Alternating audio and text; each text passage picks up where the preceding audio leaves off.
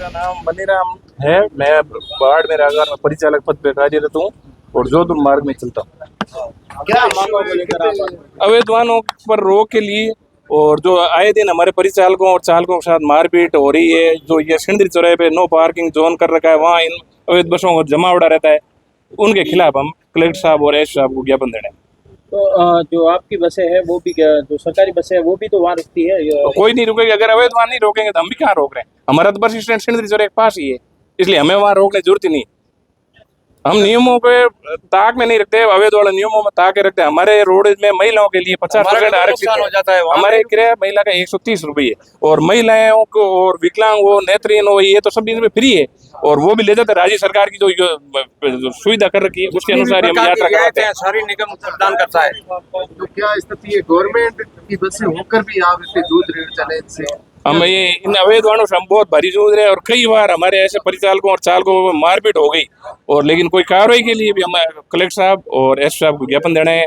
हमें इनसे पूर्ण आशा है कि हमारे पक्ष में ये कार्रवाई करेंगे और जो गलत है उनको रोकथाम करेंगे।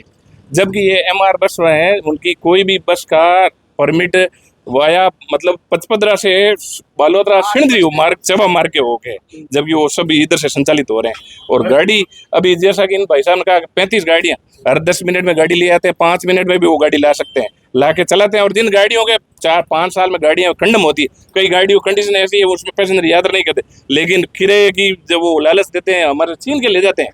हम कुछ कर नहीं पाते, क्यों? हमारे हाथ बंधे हुए, हम करें क्या? हम तो खाली प्रशासन से निवेदन कर सकते हैं कि इनको रोकिए।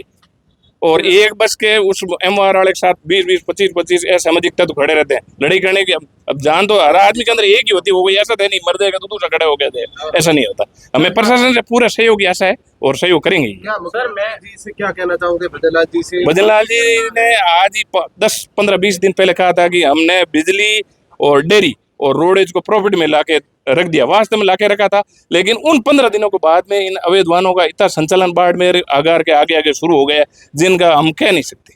और बिना परमिट की गाड़ियां, परमिट की होता अलग है, बिना परमिट की।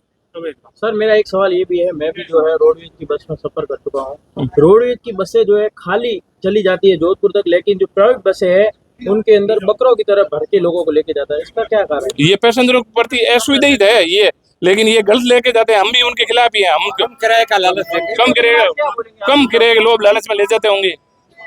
MR ट्रेवल्स में बस में लड़कियों के साथ छेड़खानी या फिर कई सारी मौतें, कई सारे हादसे, कई सारी आग लगना, ऐसी चीजें गंभीर चीजें हो चुकी है। तो क्या हम इस मुद्दे को लेकर प्रशासनिक हमले को ये कहना है कि उन पर रोकथाम लगाई, अंकुश लगाओ। और ये वास्तव में आपका सही है, अगर सबकी माँ बेटी बहन सबकी यात्राएं हमारे सबके लिए, हमारे वो सब माँ बहन बेटी हम बराबर समझते हैं और उनको यात्रा कराते हैं। आज तक बस में रोड में कभी भी ऐसी कंप्लेन नहीं आई कि भाई महिलाओं के साथ अभद्र व्यवहार हुआ। बाकी उनके प्राइवेट वालों प्रतिदिन आ रही और महिलाओं का 50% ही किराया है। मान लीजिए यहाँ से जोधपुर 130 रुपये किराया। मैं यूँ आपके चैनल के माध्यम से ये उनसे यहाँ पूरी बाड़मेर की जनता या चाहे राजस्थान की पूरी जनता से ये निवेदन करो, ज़्यादा से ज़्यादा रोडेज में यात्रा करो और रोडेज में आपको 50% कंसेशन राज्य सरकार की तरफ से दे और हम उनकी पालना कर रहे हैं। आधे भाड़े में लेता रहे हो आप? बिल्कुल, महिलाओं के लिए 50% आरक्षित है राजस्थान सरकार की तरफ से। जब भी जाना हो उनको आधे जब भी कभी भी हाँ, महिलाओं के लिए 50% कंसेशन।